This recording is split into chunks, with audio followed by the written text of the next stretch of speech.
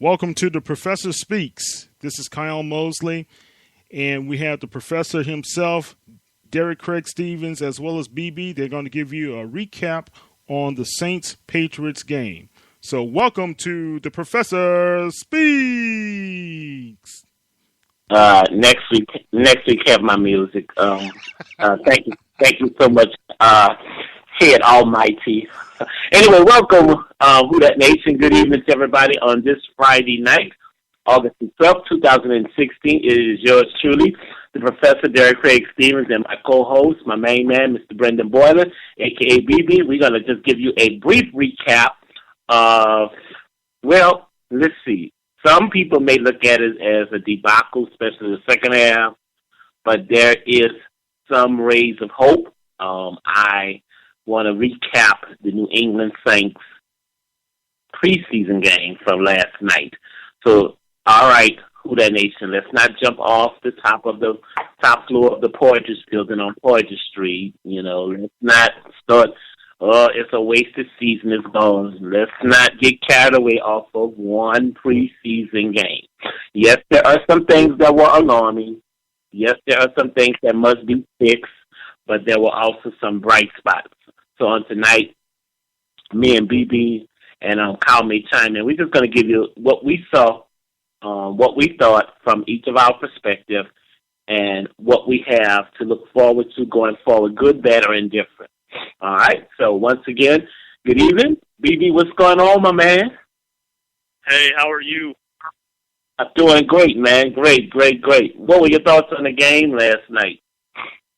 I had a lot of different thoughts about the game. I obviously wrote about it a little bit on Big Easy Believer on an article that came out this afternoon, but a lot of it's positive. You know, I'm not going to sit here and look negatively. I think the first preseason game brings a lot of different feelings and a lot of different observations for plenty of people, and I know Sean Payton wasn't the happiest of campers after last night, but I'm going to sit and take the positives away from the game, starting with the defense. The defense played fantastic, I thought, on the first team. And if you look drive by drive, it really wasn't until the fourth drive that the New England Patriots had that they actually did score. And by that point, most of the starting defense was off the field. Bali had 2 sacks. You saw a lot of pressure initially with the first team. And quite frankly, I just thought that the defense in general was living up to the hype that we heard from training camp so far. All right, so let's go into breaking this down by units. We will, as normal with the Professor Speaks, we go by the units and including the coaching staff. I'm going to start in the area of coaching in terms of my observations. So let's start with the segment with coaching first, BB.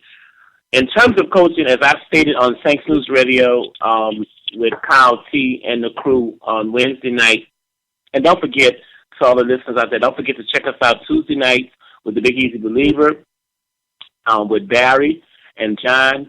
Don't forget to check us out on Wednesday night with Saints News Radio with Kyle T. And then you have Friday night with myself and BB. And don't forget, throughout the season, we'll be ringing the coach's office with Coach Rick Daly, who's our dad. So don't forget to check out all of those shows on the Saints News Network throughout this football season. And this is our season premiere. This is season number 4 for Professor Speaks. So I want to thank all the listeners that allow me and all of the various co-hosts and guests that I bring to allow this show to come into through your computers or through your mobile devices. It is an honor, a privilege, and an assignment that I do not take lightly. I bring the same heart to this program as I bring with the ministerial program, Life Experiences on the Real Walk Network. Don't forget to check us out on Real Walk Network if you need inspiration, encouragement, the biblical sound teachings, and truth.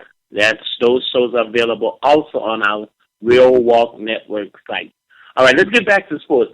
I want to start with the coaching segment from my observation, because this year, as far as I'm concerned, all roads lead to Coach Payton. I'm placing whatever happens to this team, the responsibility of Coach Sean Payton. We gave him an extension. We continue to keep him on as a coach after 2 7-9 seasons. So now the corrections that the Saints make have got to fall on Coach Payton. So in terms of this game, just to allude and concur with BB stated. I did agree. I thought the Saints' first units, from a coaching standpoint, looked really great. I thought that they came out, the play call and everything looked great. And then, unfortunately, we had a turnover, and I'll get to that in a minute when we get to the offensive running backs and quarterbacks. But I thought overall, in terms of the scheme of things, the turnovers and stuff, Coach Payton, the coaching staff, his coaching staff in the area of what's going on with the defensive line and the inability to stop the run and the inability to run, he's going to have to continue to keep an observation on his offensive line coach as well as his defensive line coaches. In terms of the coaching staff, I thought overall the first quarter was great. After that, the offensive line struggled really bad in terms of coaching and techniques. I thought the defensive line struggled in terms of stopping the run. Also, I thought the special teams in one area was good in terms of kickoff and punts, but then was horrible with the missed field goal. They did great with the 2 points conversion, and they failed on one. So, and thanks in terms of coaching, I thought that they got a chance to see a lot of different things. I thought that observation-wise, in terms of coaching, I think that Bill Johnson and Joe Bitt and the guards that came in after the starters went out struggled. So I think in terms of coaching in that area, that they're going to have to, get better, because it seems to be a lot of technique problems. It seems, and then you got to remember, all the listeners, this is the first preseason game. Preseason games, the first one is just what I expect. And to be honest, it was a very entertaining game, to be honest, considering it was the first preseason game. It was not a boring game, so I don't have a lot of expectations in preseason games. One, I look for improvement in two from the coach step up, and then it's that third preseason game that kind of gives us a clue as to what we're facing for that first month of September. And traditionally with the Saints, here's the area that Coach Payton is really, really figuratively trying to really speak to the team about, is the Saints must break this losing spirit that's over this team.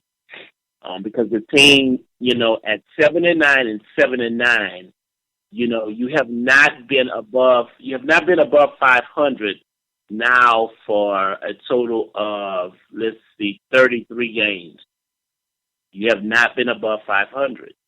And I was just telling Kyle right before we went on the air that the Saints have to overall, whether it's preseason or not, they've got to break this losing spirit that has now come back over the team. And this was the spirit, unfortunately, that Saints teams before Peyton and before Jim Mora and before Jim Haslett that we were. And so that's my main reason why I would love to have seen the Saints win the game, just to break the spirit of losing. Because sometimes we could get, comfortable, not comfortable, but we can have a spirit of energy that is negative, and we don't know how to break it. So I would like to see them next week.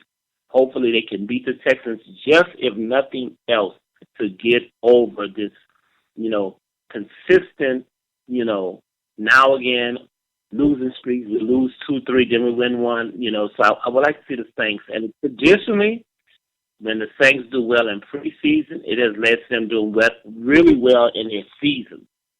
So that's another, thing I'm watching, because I don't want to see them, losing a lot of games.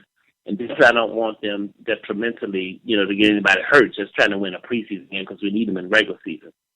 So overall, from the coaching standpoint, Coach Payton needs to spend some time with the offensive line coach, as well as the defensive line coach. Areas really struggled, especially quarters 2 through 4. And the special teams coach, I don't know what happened to Forbett in that kick, if it was tipped or what, but he had accurately made all of his kicks in the training camp, OTAs and all of that. He had not been missing at all. So hopefully they can get that fixed. But I'm not that pleased, to be honest, with these areas of struggles in terms of coaching, these same coaches that have kind of stayed in place. So we'll keep an eye on that in terms of coaching. If I had to give a grade for this game in terms of coaching, I would give it probably a C. Just a C. First quarter, A. Afterwards, just a lot of mental errors, which is expected. So I'm not going to give them an F or a D. I'm just going to say it was average. Okay? BB, your thoughts on coaching in terms of the game? Well, I think it was very important for Sean Payton to open his post-game presser with exactly what he brought up, the 4 turnovers and the 9 penalties against the Saints in that first preseason game. The penalties are to be expected. The false starts, the silly mistakes, just like you said. It's the first preseason game. For a lot of these guys, they haven't really had a lot of time to gel and play together. And for a lot of these guys as well, it's their first NFL action they've ever seen in their career. So the miscommunications, everything, definitely expected. I thought a couple different things. I thought Sean was a very, very aggressive early on to go for the 2-point conversions. I know in a lot of those situations it were to tie the game, but very aggressive from Sean to go ahead and do that. I also thought it was interesting that Sean Payton decided to keep Mark Ingram in the game as long as he did, and I tip my cap to Sean Payton for that. Ingram comes out and fumbles on the 3rd play of the game. Payton keeps him in, lets him keep trying to redeem himself. He ends with 2 one-yard touchdown runs. Overall numbers not very impressive, 7 carries, 18 yards, but he has those 2 touchdowns, and I think it was important just to rebuild his confidence and kind of give him a pat on the back, say, it's okay, it's early, it's the preseason, let's go ahead and get some confidence in our number 1 running back. I thought overall the coaching was fine for a preseason game. And so one thing I'm going to stress throughout the broadcast is this is the first preseason game. I think overall, you look at the first team and you got exactly what you wanted from your first team, offense and defensively. So just kind of what the professor said, A there. And then it just started going downhill, but you'd have to expect that with your 2nd, 3rd, and sometimes even your 4th strings right there. So if I'm giving it a grade, I'm giving coaching B-.